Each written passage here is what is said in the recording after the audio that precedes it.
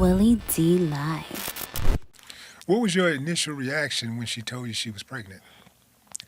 At a young age, I kind of was in this. No, I'm talking about now. Like you're a child that you have. I wouldn't say disbelief. I was just shocked because I thought that I had passed that point where, I do know that men make babies in their 80s or whatever. I just thought I was not really in that area where I would be told, hey, I'm pregnant. But so, love allowed me to let my guard down, and I think it was the right time and the right place. In the past, I thought it was a bad thing. In the past, I thought it was, you raised like that a little bit. They put this little stereotype on black men. The white guy, I'm pregnant. Oh yeah, and then the black man like, I'm pregnant. The black man like, what the fuck? That's a stereotype we saw as little kids that we what I'm trying to say. We perpetuated it throughout our adulthood. I try to break that chain in my life. I felt that way at a young age. We can't have this baby. Like, who knows what my teenage kid would have grown up to be. I might have had a business partner or something. That kid would have been 40 years old right now. You know what I mean? Mm-hmm. And I don't know if I did the right thing or not. Like, I just didn't want to continue that cycle. So when it did happen, I was happy as fuck. I was really happy. And then I went through the scared part. Like, man, my first time holding my baby, I was like, somebody help me. I didn't even know how to hold a baby. I didn't know anything. I didn't change a diaper for a year. Like, I was like, not touching that shit. I don't know. Like, it was fear. Was you in the room for the delivery?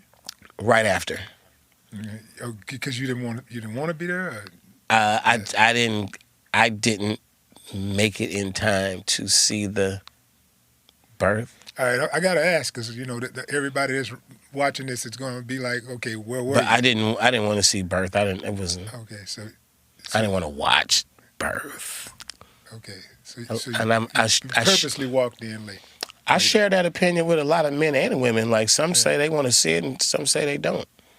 Man, for me, it was the most. Whoo, man. You watched? Look, I watched. Let me tell you this, bro. Hands down, the best experience I ever had in my life was when my daughter was born. That's my oldest. That's my first. The second best experience I've ever had in my life was when my son was born. Like, so maybe I'll take your advice. I'll take your advice and watch next time. Yeah, man. And just see life. That's something to see, knowing that you created life. You bring in life, a human being. Mm-hmm. You're responsible for that too.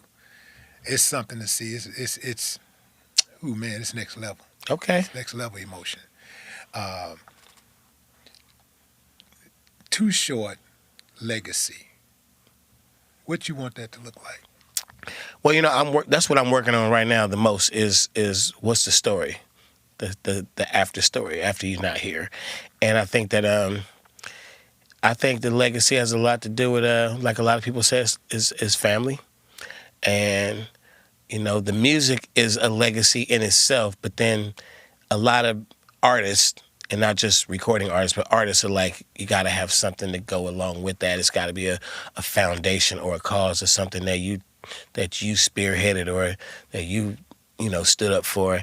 And I just think I've always been the giver of knowledge, man, just game. And I like to think that a lot of the people who I schooled and gave game to, helped get in the game, other people don't know what I did.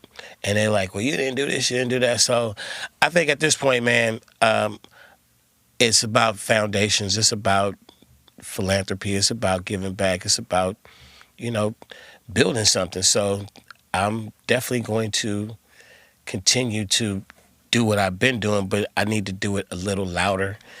And as of now, that is my mission, is to figure out what is that noise that I want to make that is not a song.